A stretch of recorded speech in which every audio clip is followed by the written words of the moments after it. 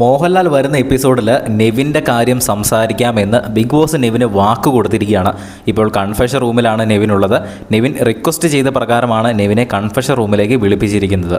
ഷാനവാസും ആദിലയും ഒക്കെ ചേർന്ന് നടത്തിയ നെവിനെതിരെയുള്ള ഒരു ആരോപണം നെവിൻ്റെ കരിയറിനെ തന്നെ ബാധിക്കും എന്നുള്ളത് കൊണ്ടാണ് അതായത് നെവിൻ പറയുന്നതാണ്, ഞാൻ കൺഫെഷൻ റൂമിലേക്ക് വരാൻ റിക്വസ്റ്റ് ചെയ്തതും ഞാൻ ഓൾറെഡി തകർന്നു പോയി ബിഗ് ബോസ് എന്നൊക്കെ ബിഗ് ബോസിൻ്റെ അടുത്ത് പറയുന്നുണ്ട്.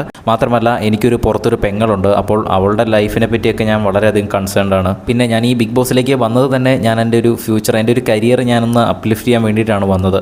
അപ്പോൾ ഇങ്ങനെ ഒരു അലിഗേഷൻ എൻ്റെ നേരെ ഉയർന്നു കഴിയുമ്പോൾ എൻ്റെ കരിയറിനെ അത് വളരെയധികം ബാധിക്കും. അതുകൊണ്ട് എന്തായാലും എനിക്ക് ഈ ഒരു വിഷയം ഒന്ന് ക്ലിയർ ചെയ്യണം. ഇതിപ്പോൾ അങ്ങനെ എനിക്കെതിരെ സംസാരിച്ചവർക്ക് എതിരെ ഒരു ശിക്ഷ കൊടുക്കണമെന്ന് ഒന്നും എനിക്ക് യാതൊരുവിധ ഉദ്ദേശവുമില്ല, അങ്ങനെയൊന്നുമല്ല.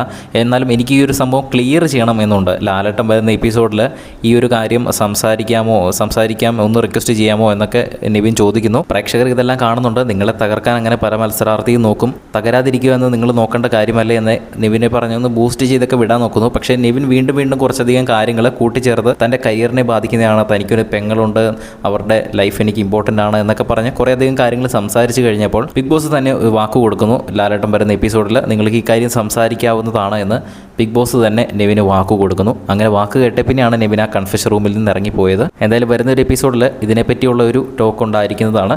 ബിഗ് ബോസിൻ്റെ കൂടുതൽ ലൈവ് അപ്ഡേറ്റ്സിനായിട്ട് ചാനൽ ഒന്ന് സബ്സ്ക്രൈബ് ചെയ്യുക.